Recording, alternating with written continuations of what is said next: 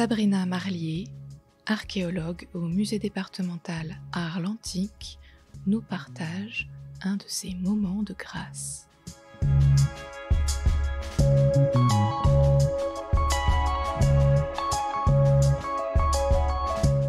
Un moment de grâce pour moi, c'est quand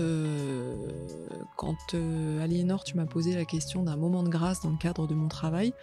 J'ai pas pensé à un instant particulier, mais pour moi, c'est toujours, c'est les moments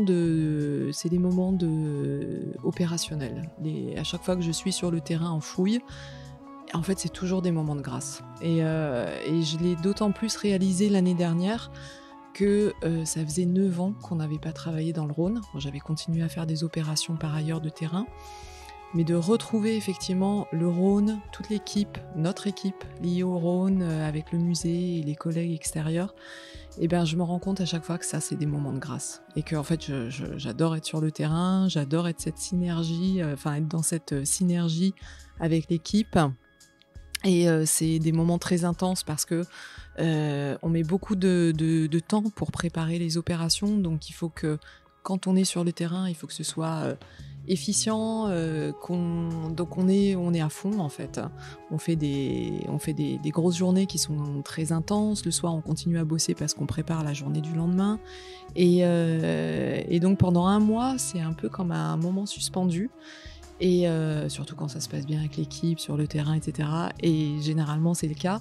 Et il y a toujours, après la phase de terrain, après la fin, il y a toujours une redescente un petit peu, qui met d'autant plus en évidence le fait qu'on a vécu quelque chose, effectivement, je sais pas si c'est d'exceptionnel, mais si, je pense que c'est exceptionnel de vivre ces moments-là. Et donc voilà, ça, c'est mes moments de grâce à moi.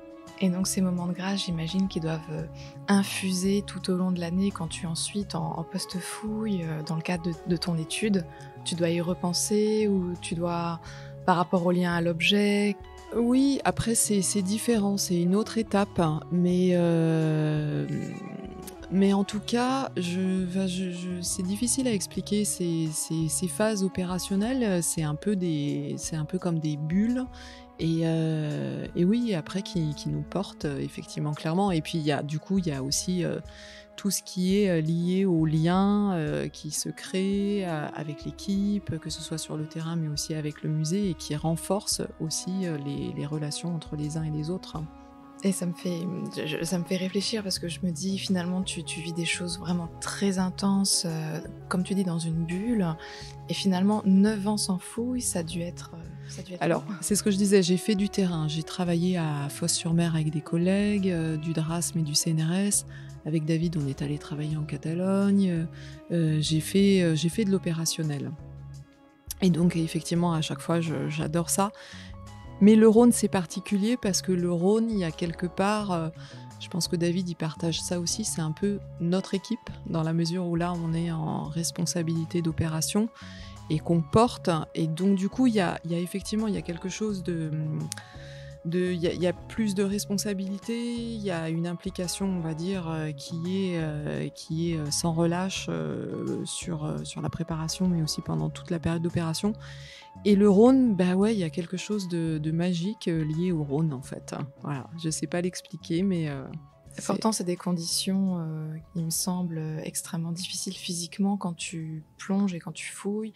Le Rhône, il me semble, c'est froid, il fait noir. Mais effectivement, il peut y avoir du courant et surtout le problème de visibilité, c'est pollué. Moi, la première fois que j'ai plongé dans le Rhône, c'était en 2004 avec David, et j'avais pas envie d'y aller, et j'ai rien compris à ce qui s'est passé.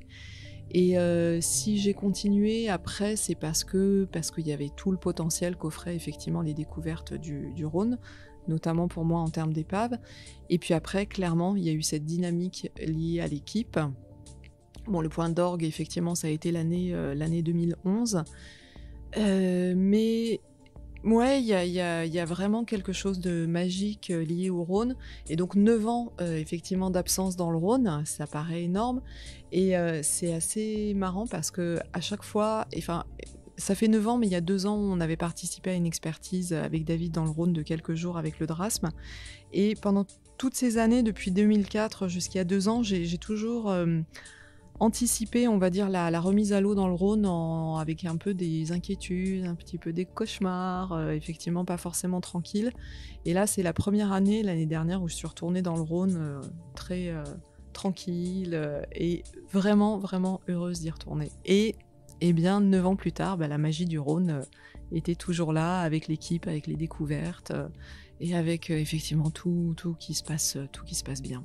Et donc le Rhône, ça reste une belle histoire d'amour, mais ça reste aussi une belle histoire d'amour au futur, parce qu'il me semble que tu vas continuer à fouiller dans le Rhône cette année, en 2024. Oui, cette année, on travaille sur la fouille programmée d'une petite épave qui s'appelle Arles-Rhône 15, et en parallèle, on va continuer à faire des prospections et sondages dans le Rhône. Et ce qui est très réjouissant, c'est que après toute cette période d'absence, là, on sait qu'on est parti pour un programme facilement d'une dizaine d'années, parce qu'on a retrouvé et identifié 5 épaves antiques qui nous intéressent. Et donc l'idée, c'est de les fouiller les unes après les autres. C'est merveilleux. Je te souhaite vraiment, Sabrina, de très beaux moments de grâce dans le Rhône à l'avenir, et de nous faire rêver aussi dans les 10 prochaines années, voire même plus. Merci Aliénor. Merci à toi.